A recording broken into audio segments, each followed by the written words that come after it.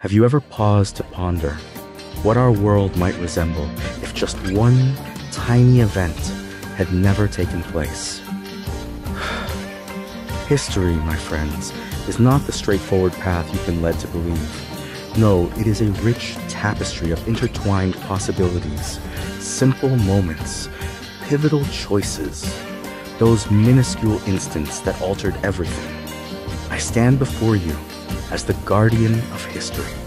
And here at Divergence Point, we shall embark on a wondrous journey through time to unveil how the delicate whisper of a butterfly in the past can unleash a tempest in our present.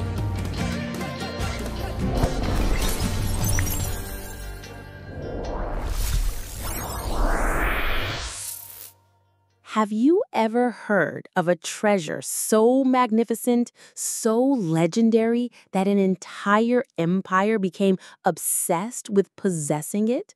A treasure so powerful, it was called the eighth wonder of the world? This isn't just a story of art and gold. It's the incredible, almost unbelievable story of the Amber Room.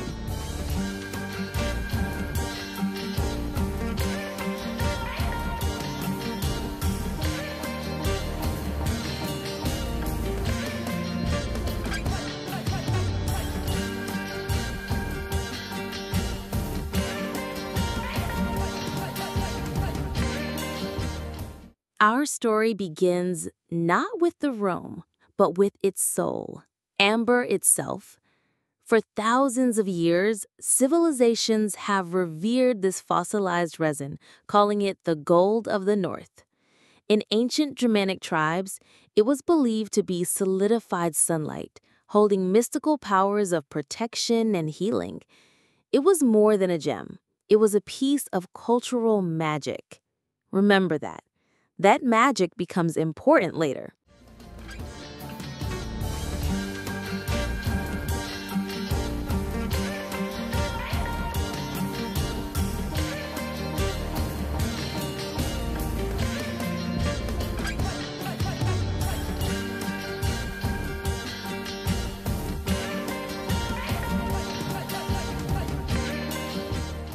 Now, let's jump to the early 18th century, to the ambitious kingdom of Prussia. King Frederick I had a vision, a truly jaw-dropping idea, to build something the world had never seen.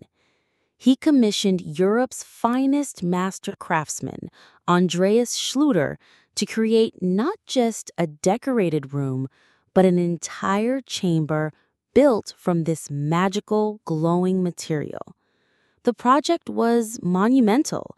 For over a decade, artisans worked tirelessly.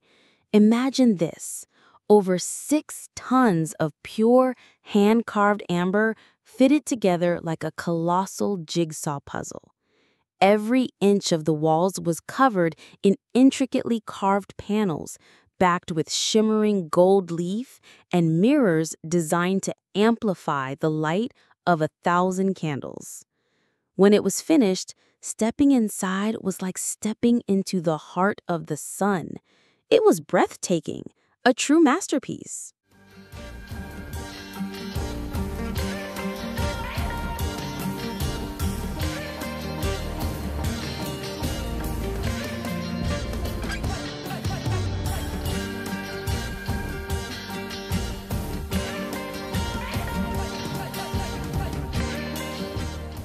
Now, let's jump to the early 18th century, to the ambitious kingdom of Prussia. King Frederick I had a vision, a truly jaw-dropping idea, to build something the world had never seen. He commissioned Europe's finest master craftsman, Andreas Schluter, to create not just a decorated room, but an entire chamber built from this magical, glowing material. The project was monumental. For over a decade, artisans worked tirelessly. Imagine this: over 6 tons of pure, hand-carved amber fitted together like a colossal jigsaw puzzle. Every inch of the walls was covered in intricately carved panels, backed with shimmering gold leaf and mirrors designed to amplify the light of 1,000 candles. When it was finished, stepping inside was like stepping into the heart of the sun. It was breathtaking, a true masterpiece.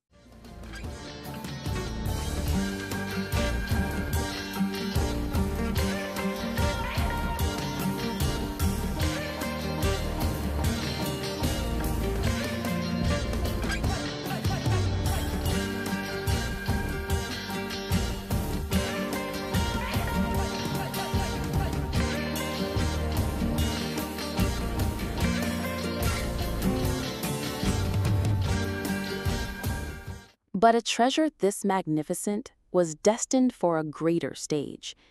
In 1716, the political landscape of Europe was a chessboard of shifting alliances. The Prussian king, Frederick William I, needed a powerful ally in his war against Sweden. That ally was the formidable Tsar of Russia, Peter the Great. In a stunning act of diplomacy, the Prussian king gifted the entire priceless amber room to the Tsar. Think about that. It was a gift to seal a military pact, a treasure of unimaginable value to bind two empires together. The journey to St. Petersburg was an epic feat. The precious panels carefully packed and transported over land and sea, a fragile treasure against the harsh realities of the 18th century world.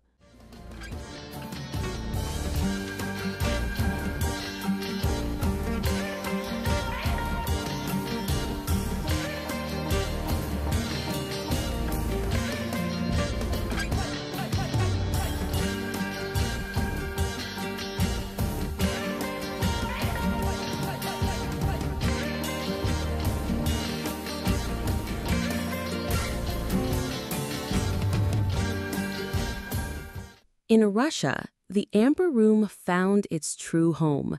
It was installed in the Catherine Palace, where the Russian czars, particularly Empress Elizabeth, decided it wasn't magnificent enough.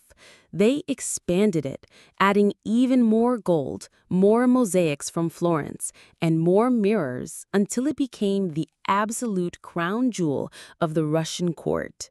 For nearly 200 years, it was the backdrop to the most lavish balls, the most secret political dealings, and the dramatic history of the Romanov dynasty.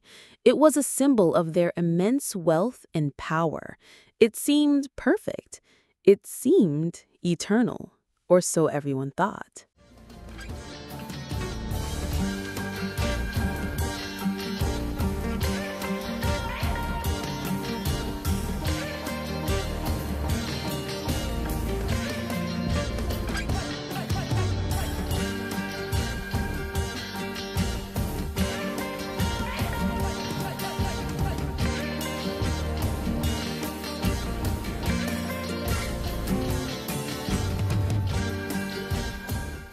This brings us to the 20th century. A new, dark power was rising in Germany. And this is where our story takes a strange, ironic turn. This is our what if. The leaders of the Third Reich, obsessed with rewriting history, began to circulate a new myth, a dangerous khurafa. They looked at this room, a symbol of peace gifted by a Prussian king to a Russian tsar, and declared it a stolen German artifact. Their ideologues, particularly from Himmler's bizarre Anna-Nerba division, claimed the room was the ultimate expression of the Aryan spirit.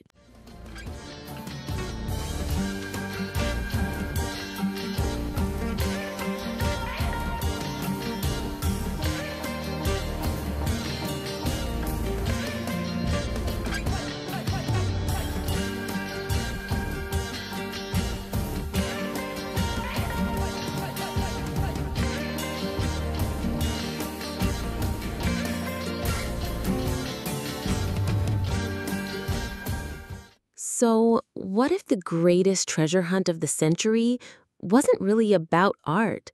What if it was about reclaiming a myth, a beautiful, powerful, and dangerous lie that a regime told itself to justify its own ambition?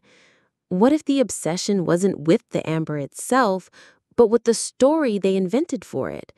As this golden age of splendor reached its end, that dark shadow stretching across Europe had its eyes fixed on one prize above all others, not just to steal it, but to bring it home. The hunt for the legendary Amber Room was about to begin. Join me, dear friends, on this extraordinary journey to delve into the rich tapestry of history that was, and to ponder the history that could have been. To ensure that you never miss a moment of our travels through time, I warmly invite you to subscribe to our chronicle. Share your thoughts in the comments below, for every idea leaves an echo in the annals of history. And do not forget to activate the notification bell so you may be alerted to every new entry from our vast library.